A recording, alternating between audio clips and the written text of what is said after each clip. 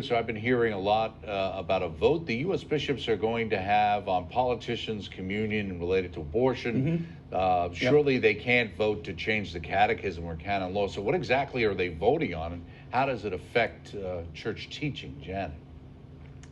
Yeah, so the basic issue here is the relationship between the church and the state. So it's really not a matter of the catechism at this juncture. The bishops are trying to work out their pastoral response to politicians. That's not going to be part of the beliefs of the Catholic Church stated in the catechism. So they're trying to work out their pastoral response to politicians who are flagrantly not only permitting abortion on demand, but actually claiming their Catholicism as they do so, which gives people the impression that it's okay to be in favor of killing an innocent child in utero. So our basic thought on the subject is we need to work out a response that does not allow this misconception to occur. I mean, basically, if you want to be proclaiming the pro-abortion message from the yardarm, if that's what you're going to do, well, certainly don't claim you're a Catholic while you're doing it. And please don't try to come to communion and pretend like what you're doing has no moral significance whatsoever, especially as you're falsely claiming to be Catholic and trying to prove it by coming to communion. I mean, it's like, wow. I mean, we're cutting off our noses to spite our faces. So I don't know what they're going to do, honestly, because, of course, this is way above my pay grade. But I do know one thing. They do need a response of what they're going to do. They have to look at both sides of the equation. That politicians do have to respond to constituency on the one hand, but on the other hand, they can't abandon their moral sensitivities and their moral awareness and their consciences in order to respond to constituencies. That's always been a proviso within the context of the Constitution, and I've quoted John Adams many a time. The ability, the whole view of having a republic rather than a straight-out democracy is that those who represent us in a republic, they are supposed to also act according to their consciences.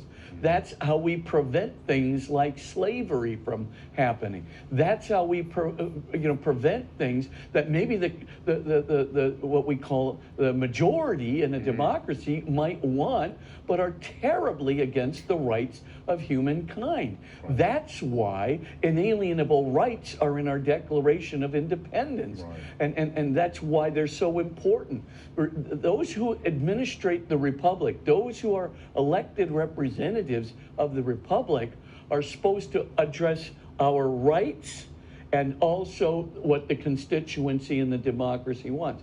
But they can't just abandon, inalienable rights to life, liberty, and the pursuit of happiness in order to give the constituency what they want. This is right. The Republic was never about that. The Founding Fathers recognized that. They expected the representatives of the Republic to vote according to their conscience and not to simply abandon it.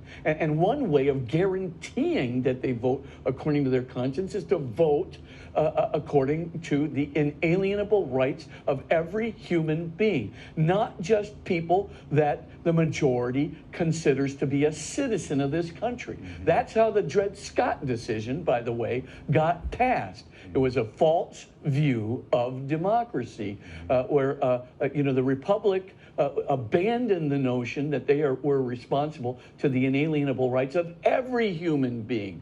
And so they basically said, it really doesn't matter that black people are real human beings who have inalienable rights of life, liberty, and the pursuit of happiness, and you just can't arbitrarily enslave them. That's just a terrible thing indeed. This is a matter not only of conscience, it's a matter of inalienable rights written into our Declaration of Independence, and which all of us believe as self-evident. We know that this is the decent thing to do. Now, of course, they totally abandoned it and said inalienable rights are of no significance. The only thing that matters is what we'll call extrinsic rights. That is to say, what the government declares into existence. And now we're searching through all the Supreme Court precedents. And lo and behold, we find no Supreme Court precedents that say that black people should be considered citizens. That's not the question. It's not whether somebody considered black people citizens. The fact is, black people are human beings. And as human beings, they have intrinsic dignity. And as having intrinsic dignity, they are deserving of inalienable rights protected under the law. The minute you try to draw a distinction between a human being and a citizen, you're already in trouble. And then when you're searching for Supreme Court precedents to see who's a citizen when they're clearly human beings, you're in double trouble. And then, of course, you get the Dred Scott decision, which has that unforgettable wording that we are supposed to allow the superior race. This is written by the majority. No, written unanimously by the Supreme Court. We're supposed to let the majority of the people, and we're supposed to allow the superior race to enslave, to own and enslave the inferior race. Wow, what a thought.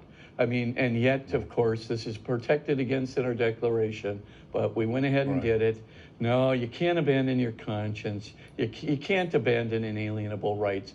And the rights of preborn human beings, they're human beings. Whether they're third trimester, second trimester, whether they're about to be born, or whether they're a single-celled zygote, they're a unique, undeniably a unique human being. Absolutely. And a self-transforming human being. That's why I always thought it was interesting that the name Dred was in the decision there because of what was going on. Yeah, but, yeah. You know, let me just ask you one question here just before we go. I don't know if this was an obscure theological term or Hawaiian expression, Yaiko Rama. I wasn't quite as familiar with that when you mentioned it. Maybe when you come back